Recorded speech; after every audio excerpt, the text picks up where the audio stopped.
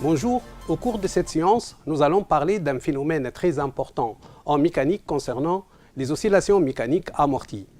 Mais avant tout, rappelons que nous avons déjà étudié un pendule élastique non amorti libre formé d'un solide de masse petit m et d'un ressort de raideur k dont les oscillations sont périodiques sinusoïdales et de période propre T0 qui est égal à 2pi racine de m sur k. Voyons maintenant comment se comporte cet oscillateur suite à l'existence d'amortissements, comme dans le cas des amortisseurs d'une voiture, qui ont une double fonction. Ils servent à la fois à nous garantir une meilleure sécurité et à nous offrir plus de confort de conduite. Dans l'étude de ces oscillateurs, nous nous intéressons en particulier à étudier comment influe l'amortissement visqueux sur les régimes des oscillations d'un pendule élastique horizontal amorti libre et sur son énergie mécanique au cours du temps. Comme nous voyons, des expressions clés figurent dans cette situation. Régime des oscillations, pendule élastique amorti libre et énergie mécanique. Nous essayons d'expliciter ces expressions. Commençons par qu'est-ce qu'un pendule élastique amorti. Un pendule élastique amorti, comme le cas des amortisseurs de l'automobile, est considéré comme un système mécanique formé par un solide S de masse m, un ressort aspire non jointif de raideur k et de masse négligeable devant m. Le ressort est fixé d'une extrémité à un crochet et l'autre extrémité libre est liée au solide S. Et d'un amortisseur A visqueux, de coefficient de frottement visqueux H lié au solide S. L'amortissement visqueux est exercé par un fluide, c'est-à-dire un gaz ou un liquide. Pour éliminer les amortissements du plan, on utilise un banc B à cossin d'air. Mais qu'est-ce qu'un pendule élastique amorti libre? Un pendule élastique amorti libre est un pendule élastique amorti qui effectue des oscillations sans apport continu d'énergie. L'excitateur n'est appliqué qu'à l'instant initial de début du mouvement. Les forces extérieures exercées sur le solide sont son poids P, la tension du ressort T, la réaction du banc à cossin d'air R et la force du frottement visqueux petit f. Voyons alors comment varient ces forces au cours du temps. Tout d'abord, vous constatez que l'amplitude des oscillations d'un pendule élastique amorti libre diminue au cours du temps. Concernant les forces, vous voyez que le poids P du solide et la réaction R sont normaux au plan et gardent toujours les mêmes sens et les mêmes valeurs, tandis que la tension T du ressort et la force de frottement visqueux petit f changent de sens et de valeur au cours des oscillations. Et vous remarquez aussi que la tension T du ressort est une force de rappel du solide vers sa position d'équilibre. Donc elle est opposée à chaque instant à l'élongation x du centre d'inertie G du solide et a comme expression T égale à moins kx et i, avec i un vecteur unitaire porté par l'axe OX, et k la raideur du ressort qui s'exprime dans le système international en Newton m-1, tandis que la force de frottement visqueux petit f est à chaque instant opposée au déplacement du solide. Donc elle est du sens contraire à celui de la vitesse du solide. Et A pour expression petit f égale à moins HVI, avec H le coefficient de frottement visqueux qui s'exprime dans le système international en newton fois seconde fois mètre-1, ou encore en kilogramme fois seconde-1. Représentant les forces extérieures exercées sur le solide en les ramenant à son centre d'inertie G. Selon l'état de déformation du ressort, 3 cas se présentent. Le premier cas est lorsque le ressort est allongé. Le poids P du solide et la réaction R du banc à cossin d'air sont perpendiculaires au plan horizontal. La tension T du ressort est représenté dans le sens négatif, car le ressort est allongé.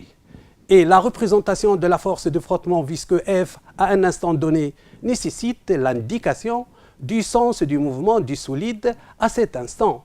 Dans ce cas, elle est dans le sens positif, puisque le solide se déplace dans le sens négatif dans cette situation. Le deuxième cas correspond au passage de G par sa position d'équilibre, c'est-à-dire lorsque le ressort n'est pas déformé. La valeur de la tension du ressort est nulle, mais la valeur de la force de frottement visqueux n'est pas nulle, car la vitesse du solide n'est pas nulle à son passage par la position d'équilibre O. Le troisième cas est lorsque le ressort est comprimé.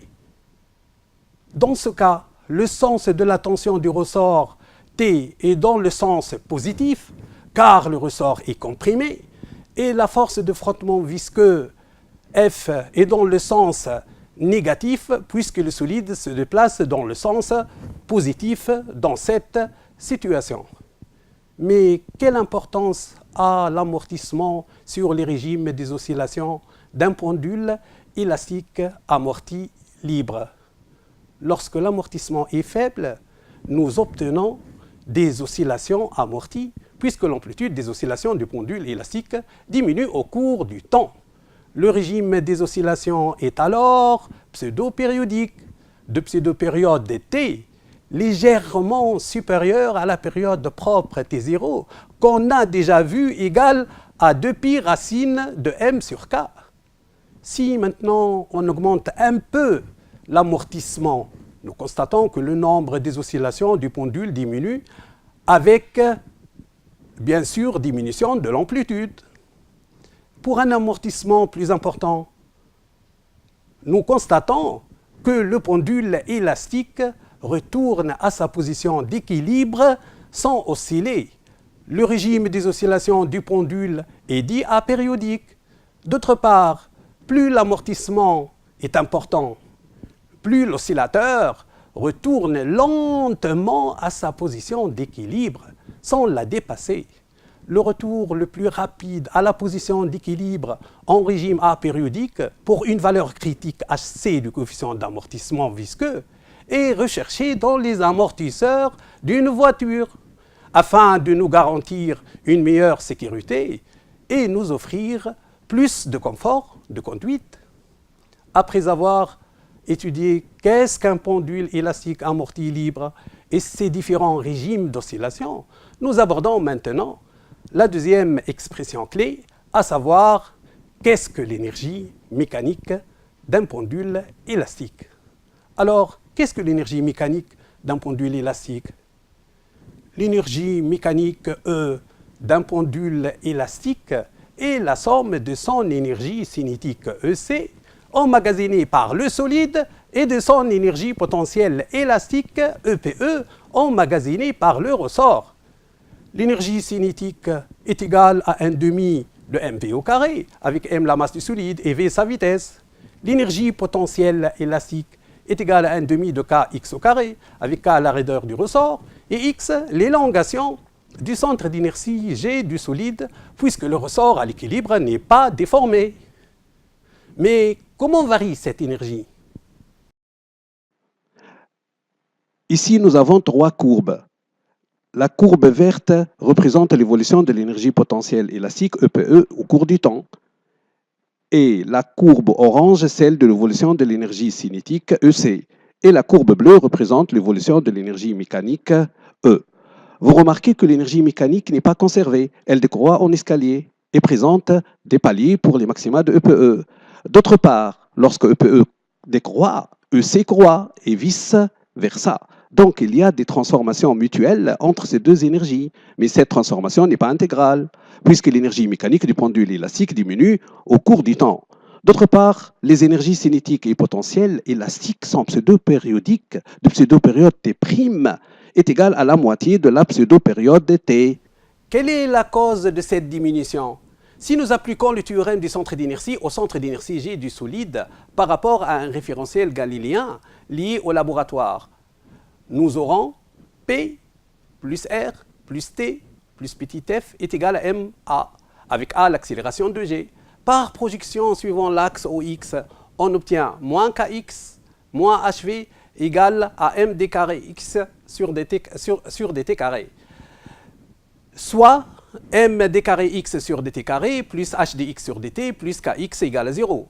Pour le système formé par le pendule élastique, l'énergie mécanique E est égale à EC plus EPE, qui vaut 1 demi de mv au carré plus 1 demi de kx au carré. Dérivant E par rapport au temps, nous trouvons 1 demi de m fois 2v dérivé de v par rapport au temps, plus 1 demi de k fois 2x dérivé de x par rapport au temps, soit encore dérivé de E par rapport au temps est égal à v facteur de m dérivé seconde de x par rapport au temps, plus kx, qui n'est autre que moins hv carré.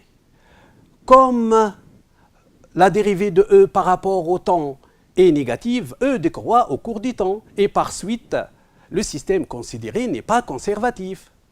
La cause de cette diminution est l'amortissement visqueux, caractérisé par son coefficient de frottement visqueux H.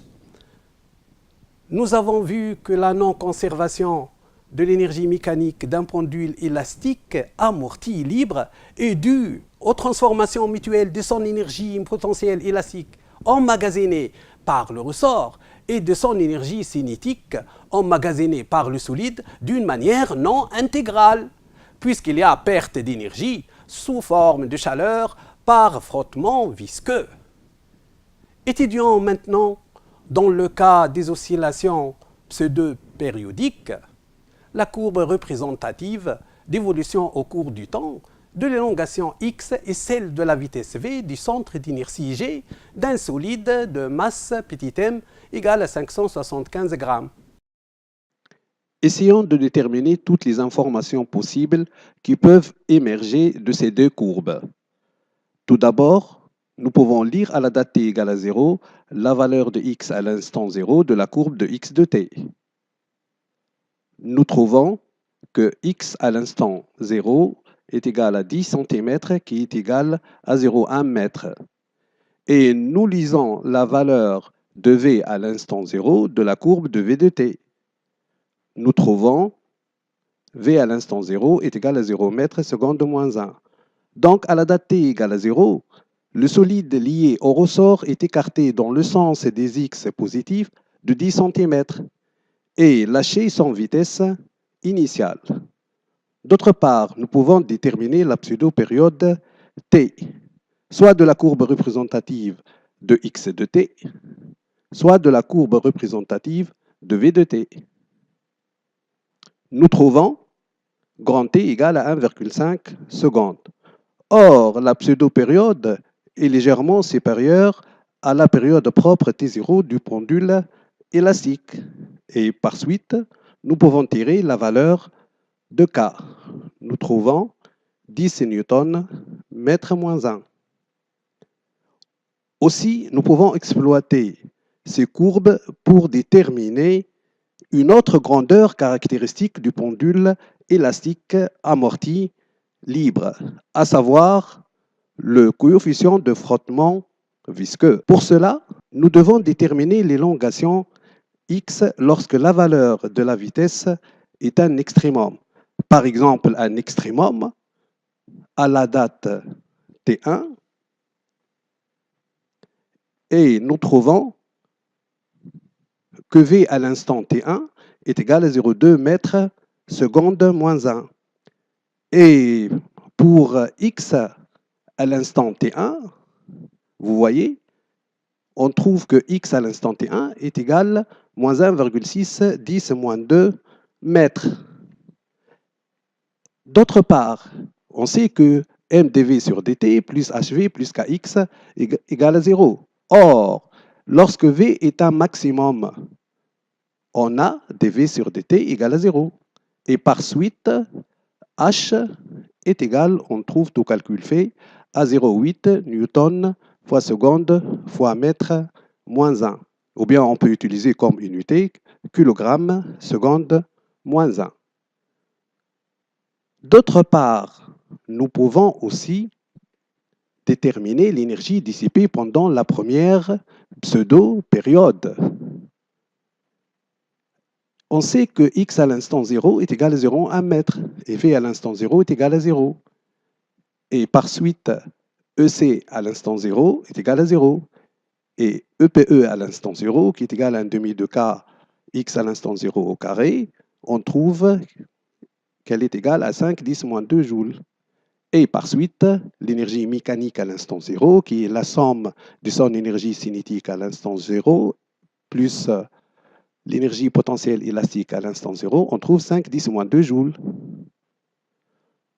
D'autre part, après une pseudo-période, vous voyez, dans la courbe, on trouve que x à l'instant grand t est égal à 3,8 10 moins 2 mètres et v à l'instant grand t est égal à 0. Et par suite, EC à l'instant grand t est égal à 0 et EPE à l'instant grand t est égal à 7,22 10 moins 3 joules. D'où l'énergie mécanique totale à l'instant grand t est égale à 7,22 10 moins 3 joules. De là, on tire la variation de l'énergie pendant la première pseudo-période, qui est égale à E à l'instant grand t, moins E à l'instant 0, on trouve moins 4,28 10 moins 2 joules. Et l'énergie dissipée est égale à la valeur absolue de l'énergie, de la variation de l'énergie mécanique, qui est égale ici à 4,28 10 moins 2 joules.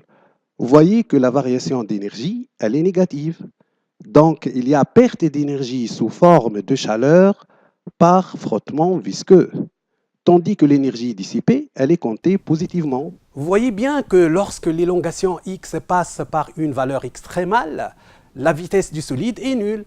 Et par suite, l'énergie mécanique emmagasinée par le pendule élastique se trouve sous forme d'énergie potentielle élastique uniquement.